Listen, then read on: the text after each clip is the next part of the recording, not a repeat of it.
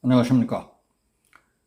뒤늦게 밝혀지기 시작한 충격적인 대선 공작 면제 법안까지 만든 민주당에 대해서 말씀드리겠습니다. 지난 대선 때 김만배라는 사람이 이재명이 진 죄를 윤석열에게 덮어씌우려 했지만은 끝내 뜻을 이루지 못했다는 사실이 밝혀지자 정치판에 어마어마한 불덩이가 옮겨붙었습니다. 그런데 그 증거가 잡혀서 민주당이 지금 난리가 났습니다. 장해찬 국민의힘 청년 최고위원이 지난 2021년 10월 32명의 민주당 의원들이 대선 공작 면죄부 법안을 발의해서 가짜뉴스로 대선판을 뒤흔들 준비를 했다고 폭로했습니다. 한마디로 민주당은 김만배와 한 배를 타고 입법권을 행사하며 조직적으로 대선 공작에 가담했다. 다시는 이런 일이 발생되지 않도록 법의 심판과 국민의 심판이 모두 엄정하게 내려져야 한다고 직격탄을 퍼부었습니다.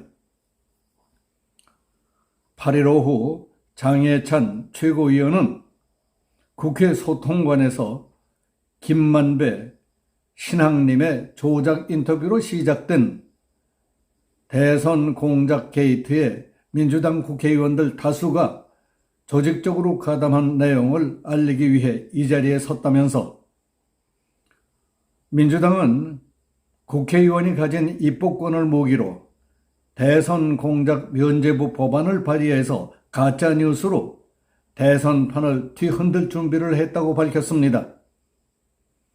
2021년 9월 15일 김만배와 신학님은 대장동 몸통 의혹에서 벗어나지 못하는 이재명 대표와 민주당을 위해 인터뷰를 조작했습니다. 철저하게 조작된 인터뷰 이후 김만배는 조우형, 남욱 등에게 진실을 말하지 못하게 회유와 압박을 일삼고 기억을 혼동시키는 유도심을 했습니다. 그리고 조작 인터뷰가 만들어진 9월 15일에서 불과 한 달도 지나지 않은 2021년 10월 8일 판사 출신 이수진 의원을 비롯해서 민주당 국회의원 32명이 대선 공작 면죄부 법안을 발의했다고 말했습니다. 무려 32명의 민주당 국회의원들이 발의한 공직선거법 제250조 허위사실 공표죄 2항을 일부 수정하는 내용의 공직선거법 일부 개정안, 다시 말해서 대선 공작 면죄부 법안은 허위사실을 공표해도 의원직이 상실되지 않도록 처벌을 경감하는 내용이라고 전했습니다. 기존 법조항은 특정 후보를 당선되지 못하게 할 목적으로 허위사실을 공표했을 경우 7년 이하의 징역 또는 500만 원 이상 3천만 원 이하의 벌금에 처한다. 즉 처벌 하한선이 500만 원으로 구정되어 있기 때문에 법관이 징량 감경, 법관 재량의 형 감경을 하더라도 당선 무효형, 벌금 100만 원 이상을 면하기 어렵습니다. 그런데 민주당 국회의원들은 500만 원 이상 3천만 원 이하 규정을 5천만 원 이하로 바꿔서 벌금 하한선을 삭제함으로써 의원직 상실 우려 없이 마음껏 가짜뉴스를 퍼뜨리겠다는 것입니다. 이는 김만배와 신학님이 조작한 인터뷰를 활용하기 위해서 민주당 국회의원들이 법안까지 발의해가며 판을 깔았다고 볼 수밖에 없습니다. 조작된 인터뷰가 있다는 사실을 몰랐다면 뜬금없이 국민적 지탄을 받게 될 것이 뻔한 법안을 32명의 단체로 발의할 이유가 뭐가 있겠느냐 하고 반문했습니다. 게다가 개정안 부칙에는 이 법은 공표한 날로부터 시행한다고 규정해서 연말 정기국회 통과 후 20대 대선부터 적용하는 것을 노렸습니다. 이상하지 않습니까? 민주당 이수진 의원을 비롯한 32명의 국회의원은 무슨 이유로 누구의 지시를 받고 김만배 신앙님 조작 인터뷰 직후 대선 공작 면죄부 법안을 발의했는지 밝혀야 되지 않겠습니까? 당시에는 뜬금없는 가짜뉴스 면죄부 법안이라고 생각했지만은 지금 돌아보면 조작 인터뷰의 존재를 알고 만든 법안이라는 의혹에 아기가 딱 맞아 떨어지지 않습니까?